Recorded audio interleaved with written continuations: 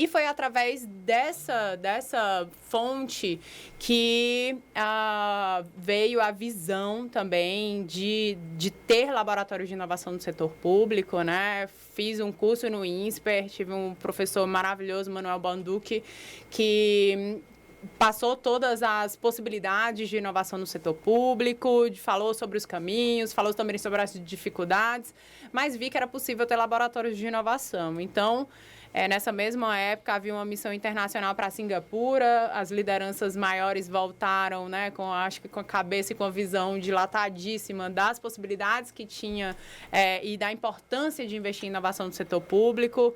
A própria OCDE, em 2015, já menciona o imperativo da inovação no setor público. Inovar no setor público é um imperativo, é uma obrigação, deve ser uma obrigação de todos os gestores, de todos os profissionais públicos. Então, e aí, em 2019, a gente traz essa ideia, propõe a criação de um laboratório de inovação para poder estimular, né? Para poder mexer na cultura, porque não adianta um laboratório de inovação trabalhando em inovação fechada, né, dentro de um ambiente, né, o laboratório precisa extrapolar. Então, e criar um movimento, né? Então, é um pouco isso que a gente vem fazendo. E eu gosto muito também, Daniel, de em todas as minhas falas, palestras, enfim, cursos, reuniões, definir, de fato, o que é inovação no setor público, porque você sabe, né? Muito se fala de inovação, há muita, inclusive, confusão de falar de inovação e tecnologia, achando que para você inovar precisa envolver ali um alto grau de tecnologia digital ou precisa ser disruptivo, mas a OCDE também vem com uma diretriz muito clara de que inovação se trata de 3 pontos. Primeiro, precisa ser uma novidade num contexto, que aquele contexto pode ser uma área, uma secretaria, um território, né? Então, precisa ser uma novidade dentro de um contexto específico, precisa ser uma novidade que foi implementada. Então, uma pessoa só com muitas ideias não necessariamente é uma pessoa inovadora, é apenas uma pessoa com muitas ideias, se não foram implementadas, e que precisa gerar um impacto. O impacto precisa ser medido, né? E quando a gente está falando do setor público, a gente está falando da entrega de valor público, ou seja, eu solucionei uma dor. Essa dor pode estar morando dentro da gestão pública, como pode estar na vida do cidadão. Então, identifiquei um problema, tratei aquele problema a partir de uma nova abordagem, implementei essa nova abordagem e consegui aferir um resultado de melhoria, né?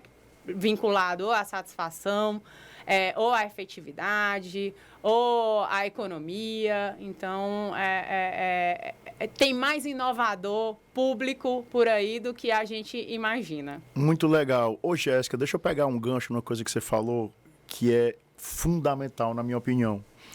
Você falou em algum momento da importância da gente ter esse impacto, né, medido, mensurado. E aí a gente entra numa questão que é a questão de dados, né? Que é uma questão tem muito valor hoje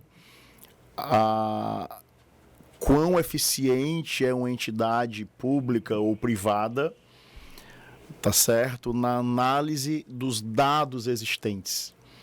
E no setor público isso é um desafio muito grande pela enorme quantidade pelo aquário enorme de dados. Qual a importância, Jéssica, e qual o tamanho do desafio da gente mensurar um impacto desse através de análise de dados? É difícil, né? É um grande desafio, né? Como é que a gente mensura um impacto desse? É muito difícil. Daniel, é um desafio enorme, né?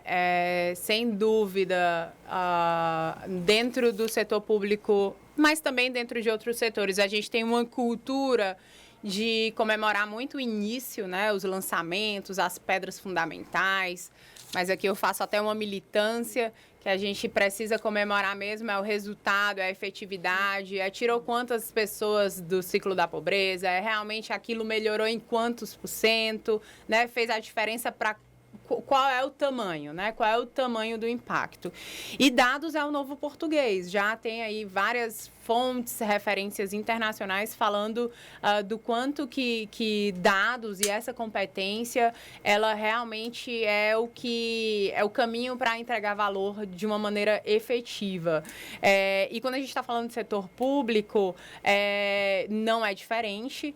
Cada vez mais a administração pública tem seguido um caminho, né, de trazer o universo analítico para o seu dia a dia.